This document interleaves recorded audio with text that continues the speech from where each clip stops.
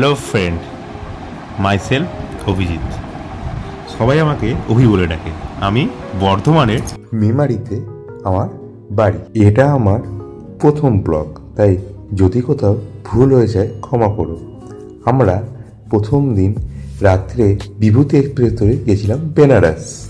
ওম নমঃ পার্বতী পদে হর হর মহাদেব।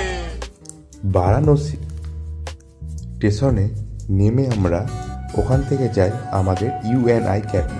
তারপর সেখানে একটু বিশ্রাম নিয়ে আমরা বেরোই কিছু সাইট সিন দেখতে, যেগুলো ওখান থেকে খুবই কাছাকাছি, এবং ওখানে যে ইউনিভার্সিটি আছে সেটাও দর্শন করি, এবং ওখানে যে সীতারাম মন্দির আছে সেটাও দর্শন করি। শোনা যায় ওখানকার ডাক্তাররা যখন কোনো ওটি করতে যান আগে এই রাম মন্দিরে এসে প্রণাম করে যান, তাহলে নাকি অপারেশন সাকসেস হয়। আমরা সেই সব কিছু ঘুরে তারপর কিছু ফটোশ্যুট করে আমরা সেখান থেকে দেখতে গেছিলাম গঙ্গা আরতি। সে এক আলাদাই দৃশ্য, যেটা চোখে না দেখলে হয়তো কেউ বিশ্বাসই করবে না। আচ্ছা, এই গোটাটা আমাদেরকে ঠিক করে দিয়েছিল আমাদের হোটেলের যে মালিক ইয়াস ভাইয়া। ইয়াস ভাইয়া অ্যাকচুয়ালি আশিঘাটে যে গঙ্গা আরতি হয় সেই গঙ্গা আরতির দায়িত্বে আছেন, তাই আমাদের ওখানে যেতে দেরি হলেও আমাদের কোনো অসুবিধা হয়নি। আমরা একদম ফার্স্ট রোয়ে জায়গা পেয়ে যাই, এবং আমাদের ফটো তুলতেও কোনো কিছু অসুবিধা হয়নি।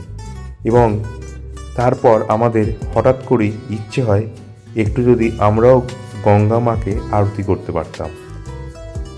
সেই ইচ্ছা আমরা ইয়াস ভাইয়াকে জানানোর সঙ্গে সঙ্গে আমাদের সেই আবদারও মেটানো হয়ে যায়। এইটা তোমরা চাইলে তোমরাও করতে পারো। আর বেনারসের কেউ যদি ভাবছো কোথায় থাকবে কোথায় খাবে, তাহলে অবশ্যই ইউএনআই ক্যাফেতে কন্ট্যাক্ট করো। এদের কিন্তু নিজস্ব হোটেলও আছে, এদেরকে ওখানে তুমি খাবারও পেয়ে যাবে। তারপর আমরা ওখানে বেশ কিছু খাবার ট্রাই করে এবং ওখানে আরও কিছুক্ষণ গঙ্গায় সময় কাটিয়ে আমরা হোটেলের উদ্দেশ্যে ফিরে আসি। আচ্ছা, এবার একটা কথা, যখন গঙ্গা আরতি হবে অনেকেই তোমাকে এসে বলবে যে এই সময় যদি বোট রাইড করা যায় খুব ভালো হয়, কিন্তু আমি বলবো সেটা একদমই করো না। কারণ তুমি ঘাটের পাশে বসে যত সুন্দর আরতি দর্শন করবে, আমার মনে হয় না বোটিংয়ে তত ভালো আনন্দ নেওয়া যায় বা সেটাকে ফিল করা যায়। সেটাতে আমার আইডিয়া নেই। তোমরা চাইলে তোমরা সেটা করতেই পারো। তো আমাদের ইচ্ছে মতো আমরাও গঙ্গা মাকে আরতি করে দেন আমরা বাড়ি ফিরে এসে ডিনার করে শুয়ে পড়ি।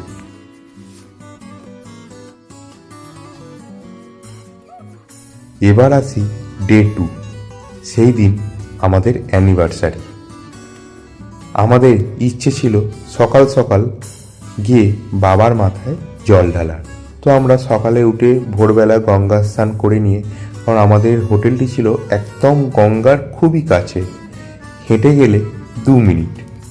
আমরা যখন ওদের রুপটপ ক্যাফেতে বসে ডিনার বা লাঞ্চ করি, তখন আমরা গঙ্গা দেখতে দেখতেই আমরা সেখানকার খাবার খাই। আমি জানতাম না যে ওদের কাছে ওটা শ্রাবণের প্রথম সোমবার, ওই জন্য এত ভিড় হয়। তো অগত্যায় আমার যেহেতু সব কিছু ব্যবস্থা আগে থেকে করা ছিল, তাই আমাকে বেশিক্ষণ লাইনে দাঁড়াতে হয় না। 1 ঘন্টার মধ্যেই আমাদের পুজো দেওয়া হয়ে যায় এবং খুব ভালো করে বাবাকে দর্শনও করতে পারি। এবং একজন অফিসারের সঙ্গে যেহেতু আগে থেকে পরিচয় ছিল, তাই মন্দিরের ভেতর ফটো তোলার পারমিশনটাও হয়ে যায় এবং ফটো অ্যালাউও করে। না, একদমই আমার ফোনে নয়, ওই অফিসার ওনার ফোনে ফটো তুলে আমাকে বাই হোয়াটসঅ্যাপে পাঠিয়ে দেন। তারপর আমরা ওখানকার গলিগুলো এক্সপ্লোর করছিলাম। বলা হয় বেনারস নাকি গলির শহর, এবং সেখানে প্রতিটা পদক্ষেপেই স্বয়ং মহাদেব বিরাজ করেন। তারপর ওখানকার কিছু ফেমাস হিং কচুরি খেয়ে এবং বেনারসি পান খেয়ে একদম চলে যাই মণিকর্ণিকা ঘাটে, যেটা আমার ওয়ান টাইপ অফ ফেভারিট। সেখানে অনেক কিছু কাজকর্ম দেখলাম এবং আরেকটি আশ্চর্য রত্নেশ্বরী মন্দির দেখলাম, যেটা 9 ডিগ্রি হেলে গঙ্গার দিকে আছে এবং এখানে কিন্তু গঙ্গা মাও উল্টো দিকে প্রবাহিত হয় শুধুমাত্র মহাদেবের চরণ স্পর্শ করবে বলে। এবং ওখানে অনেক রকমের ঠাকুর দেখে এবং কাল ভৈরব দর্শন করে, বলা হয় নাকি বেনারসে এসে কাল ভৈরব দর্শন না করলে বেনারস দর্শন নাকি অসম্পূর্ণ। আচ্ছা, আমি সব জায়গাতে ফটো অ্যালাউ আমাকে করেনি, ওখানে কিন্তু অনেক কিছু আছে। একটা কুয়ো আছে যেখানে নিজের দর্পণ দেখা যায়, সেই দর্পণ তুমি যদি দেখতে পাও তবেই জানবে যে ওদের কথা অনুযায়ী তোমার আয়ু অনেক বেশি। এবং ওখানে একটি কুয়ো আছে, ওই কুয়োর জল খেলে কিন্তু বলে যায় নাকি অনেক জটিল থেকে জটিল রোগও নাকি ঠিক হয়ে যায়। তোমরা আমার ভিডিও দেখেই বুঝতে পারবে ওখানে কি পরিমাণ ভিড় ছিল। আর আমার ম্যাডাম তো খুব খুশি, অ্যানিভার্সারির দিন বাবা বিশ্বনাথের মাথায় জল ঢালতে পেরেছে, এর থেকে আর বড় পাওয়া কি আছে। হয়তো বাবা বিশ্বনাথ চেয়েছিলেন তাই হয়তো আমরা আসতে পেরেছি, কারণ এটা আমি অনেকবার শুনেছি, কাশি যতক্ষণ কাউকে না ডাকছে ততক্ষণ কিন্তু কেউ কাশিতে যেতে পারে না। তবে হ্যাঁ, এই মণিকর্ণিকা ঘাটের আগুন নাকি 3000 বছর আগে থেকে জ্বলছে, সেই আগুন নাকি এক মুহূর্তের জন্যও নেবে না। এবং সেটা একদমই সত্যি, কারণ সেটা সেখানকার আবহাওয়া দেখলেই বোঝা যায়। এবং সেখানে অসংখ্য মানুষের ভিড়, বরং আমি এটা মনে করি এখানে মৃত্যু কোনো শোক নয়, এখানে মৃত্যু একটা উৎসব। বলা হয় স্বয়ং মহাদেব নাকি এখানকার যারা মারা যান তাদের গায়ে কে সশরীরে স্বর্গে নিয়ে যায়। জানি না আমার সে কপাল আছে নাকি। যাক, এখন এবার মণিকর্ণিকা ঘাট থেকে এবার একটুখানি অন্যদিকে যাওয়া যাক। আচ্ছা, ওই দিন আমাদের প্ল্যান ছিল দুপুরে অন্নপূর্ণা মন্দিরে ভোগ খাবার, কিন্তু অসম্ভব ভিড় থাকার জন্য সেটা আমাদের আর সম্ভব হয়ে ওঠেনি।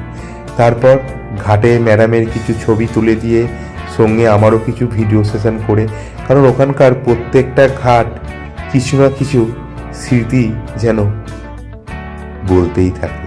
এবং সেই স্মৃতি শুনতে শুনতে আমাদের যে দাদা ছিলেন, সেই দাদা আমাদের একটার পর একটা ঘটনা বলতে যাচ্ছিলেন। এবং সেখানে অসংখ্য মন্দির, এবং বলা হয় এই বারাণসীতেই নাকি 12টা জ্যোতির্লিঙ্গই নাকি এখানে উপস্থিত। আচ্ছা, ওখানকার বেনারসের পান কিন্তু একদমই কেউ মিস করো না, ওটা না খেলে তোমার আসল টেস্টটাই তোমার করা হবে না। এটা ছিল সকালের ঘটনা। তারপর বিকেলে আমরা বেরিয়ে যাই নৌকো বিহার করতে। তো খুবই এক্সাইটেড, কারণ ওখানে বুন্দিকোটা পার্ক তো mainly famous for video, photo, reels সব কিছুর জন্য। ম্যাডামও একদম তৈরি শাড়ি পরে, আমি কিছুই নয়, নৌকোর ওপর দু একটা পোজ দিচ্ছিলাম। আমার দেখা দেখি বাবাও একদম রেডি পোজ দেবার জন্য। এবং অনেকগুলো ঘাট, এবং সব থেকে ফেমাস ঘাট নমঘাট, সেই ঘাটেও আমরা গেছিলাম। আমি এখানে বুন্দি পার্কে টোটাল 3টে রিলস বানাই এবং সঙ্গে কিছু ফটোশ্যুট করি। আচ্ছা, এখানকার ক্যামেরাম্যানগুলো কিন্তু খুবই চালাক, তারা তোমাকে অনেক হাই বাজেট বলবে, বাট তুমি যদি ঠিকঠাক বার্গেনিং করতে পারো তাহলে তুমি অনেক সস্তাতে ওদেরকে দিয়ে ভিডিও ফটো করিয়ে নিতে পারো। না, আমি ঠকেছি কি না ঠকেছি আমি জানি না, আমি 500 টাকাতে 3টে ভিডিও আমি বানিয়েছিলাম। এবার সেটা তোমরাই বলো, বা যারা বেনারস গেছে তারা হয়তো ভালো বলতে পারবে। আচ্ছা, ম্যাডাম কিন্তু ম্যাডামের অনেক শখ ছিল গঙ্গায় কয়েন দেবার, সেটাও করেছি। আমি কিছুই না, আমি গঙ্গার জলটাকে নিয়ে একটুখানি খেলা করছিলাম, জাস্ট এটাই। এবং আমি কিন্তু অলওয়েজ সেফটি ফার্স্ট, তো লাইফ জ্যাকেটটা কিন্তু আমি কখনোই ছাড়িনি, কারণ একটাই লাইফ, আর এখনও আমার অনেক জ্যোতির্লিঙ্গ করা বাকি আছে। তো এত সহজে এই জীবনটাকে আমি নষ্ট করছি না, and I am happy with my life. তো সেখানে কয়েকটা রিলস আমরা শ্যুট করি, সেই রিলসও আমি এখানে দিলাম। তোমরা দেখো, তোমরা জানিও সেই ভিডিও কেমন হয়েছে। আমি বানিয়েছিলাম আমাদের একটা কাপেল রিলস, আমার একটা সিঙ্গেল রিলস, এবং ম্যাডামের একটা সিঙ্গেল রিলস।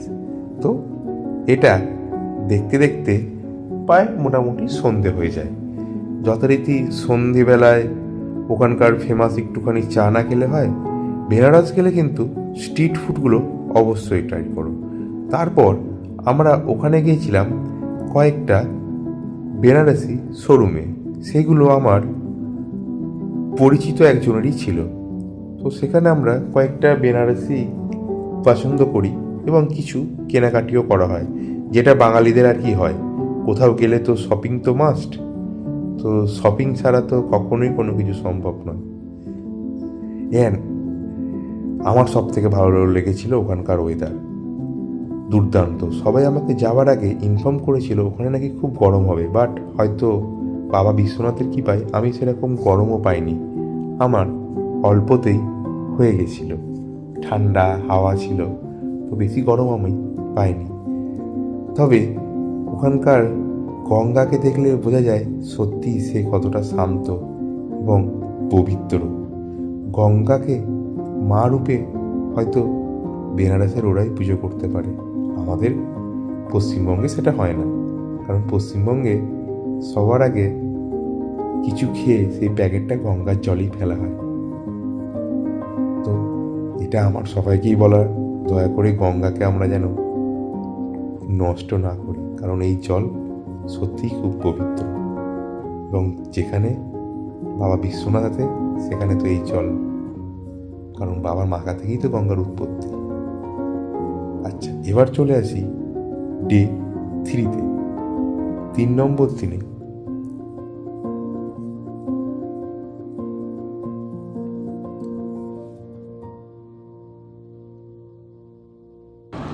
এবার আসি ডে 3, মঙ্গলবার 4 তারিখ। সবারই যথারীতি মন ভার, কারণ আমাদেরকে কাশি ছেড়ে চলে যেতে হবে। তো সকালে যে যার মতো তৈরি হয়ে আমরা বেরিয়ে পড়ি অন্নপূর্ণা মন্দিরের উদ্দেশ্যে। এই দিন কিন্তু আমাদের সঙ্গে কোনো গাইড ছিল না, আমিই ছিলাম এই দিনকার গাইড। আমরা একদম সকালেই গঙ্গার ঘাটে আসি, সেখানে কিছু আমরা ফটো তুলি। ওখানে আমার একটা ক্যামেরাম্যান দাদার সঙ্গে আলাপ হয়ে যায়, সে আমাদের অনেকগুলো ভালো ভালো ছবি তুলে দেয়। দেন সেখান থেকে আমরা চলে যাই ঘাট দিয়ে হাঁটতে হাঁটতে যতগুলো ঘাটে আমরা এক্সপ্লোর করতে পারি এরকম একটা অ্যাডভেঞ্চার নিয়ে বেরিয়ে পড়ি। তো সেখান থেকে আমরা যাই অন্নপূর্ণা মন্দিরে, সেখানে গিয়ে অন্নপূর্ণা মাকে দর্শন করি। সেখানেই আমরা ওই দিন দুপুরে ভোগ প্রসাদটি খাই এবং অসম্ভব সুন্দর একটি ভোগ প্রসাদ। এবং ওখানে খবর নিয়ে জানতে পারি ডেলি ওখানে মোটামুটি 15 থেকে 16,000 মানুষ ওখানে অন্ন গ্রহণ করেন এবং ওখানে সকাল 10টা থেকে রাত্রি 10টা পর্যন্ত ভোগ দানের নিয়ম আছে। তারপর আবার আমরা হোটেলে আসি এবং আমাদের লাগেজপত্র নিয়ে এবার আমরা বাড়ির উদ্দেশ্যে রওনা হই। আমাদের ট্রেন ছিল অমৃতসর হাওড়া লোকাল, যেটা বৈকাল 5:30 নাগাদ বেনারসে আসার কথা ছিল বারাণসী জাংশনে। ট্রেন আমাদের বেশি লেট করায়নি, 10 মিনিট মাত্র আমাদের লেট ছিল। বাট হয়তো আমি ফিরে গেছি 2 সপ্তাহ আগে এবং ফেরার সময় একটা কথাই মনে হচ্ছিল যে এই শহরটাকে আমি বড্ড ভালোবেসে ফেলেছি। হয়তো আবার আসবো এই শহরটার কাছে, হয়তো একবার নয় বারবার আসবো এবং সেই বারাণসীর স্মৃতিটা এখনও আমার মনের মধ্যে থেকে গেছে। সবাই খুব ভালো থেকো, সুস্থ থেকো। এই চ্যানেলে যদি নতুন হও একটু সাবস্ক্রাইব করে দিও। আর নতুন ব্লগ, ফার্স্ট টাইম ব্লগ, যদি কোথাও কোনো ভুল হয়ে যায় ভাই মনে করে ক্ষমা করে দিও। সবাই ভালো থেকো।